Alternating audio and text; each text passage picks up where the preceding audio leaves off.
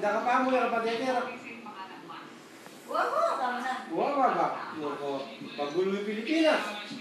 Wala mo kasi Regine, Nana. Wow. Regine, huwag mo. Ay ibibigay ko kay ang first stop ko ay ibibigay ko kay ang aking pangalawang stop ay para kay ang kasagutan. Bukas, di mo lang sa pinaka-pinaka na next competition ng bansa.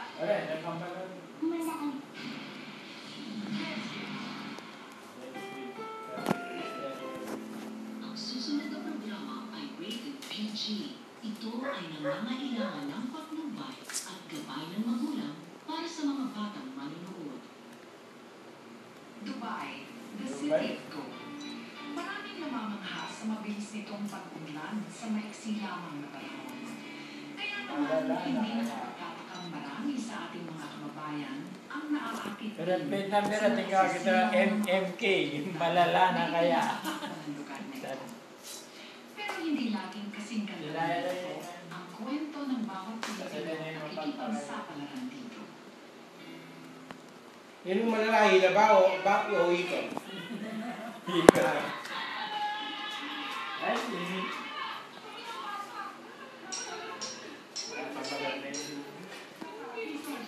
Anak eh.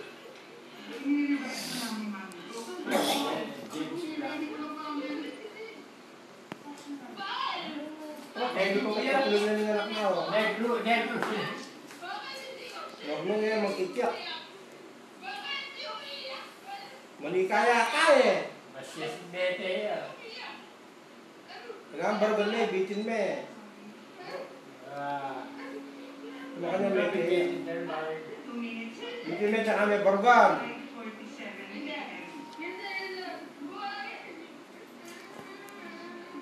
Nabiyasa. Pwede yan, anak ka.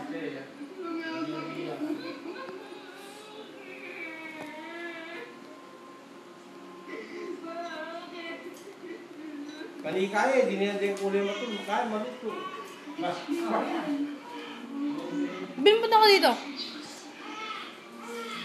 Binpunta ka dito tapos message mo si Mr. Troller. Pinat yun. Hindi ako maganda yung isang mo. Last lang! Sabi mo ka, mabin mo. Alam ko na nag-special ka. Kaya mo yun. Hindi mo talaga sa pagkain. Nag-i-school ka, nag-i-school ka. Ngayon, Stress mo po, tali ka dyan. Tapos yun na mangyayari sa'yo. Ilang buwan na lang, mag-graduate ka na. Ano ngayon yan? Sayang ng lahat ng pinaghirapan mo. Yan na nga sinasabi ko eh. Natulingan ka matalino. Marabuti. Ano? Nagtakot ka lang sa lalaki ko. Ang tanga-tanga mo! Sanay ko yan. Siya yung tinatakbuhan ko. Kung pinasaktan mo ako. Nagmamahalan kami. Hindi ka tulad mo. Hindi mo minsan. Hindi ko naramdaman yung pagmamahal din ng kuya. Kala mo kung sino ang mas talong namatay sa dati. Eh wala naman. Natagila ko ako ulit. Natagila sa tao ka. Ano problema mo? Tulan ko lang, anak.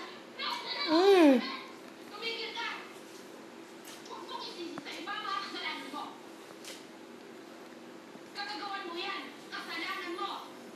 Buntis. Pagkakamali mo yan. Dahil nangako ka.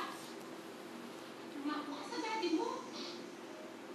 Ayun yung abroad na eh. Na magtatapos ka ng pag-aaral mo. Medyo abroad yung asawa na. Yung asawa na. Api niya, imali-kaling ni Gagro. Hindi mo ang punto. Ngayon, ano na mangyayari sa buhay mo? Yan! Sorry na mo, hindi ko pa na. Ayaw na kita makita dito!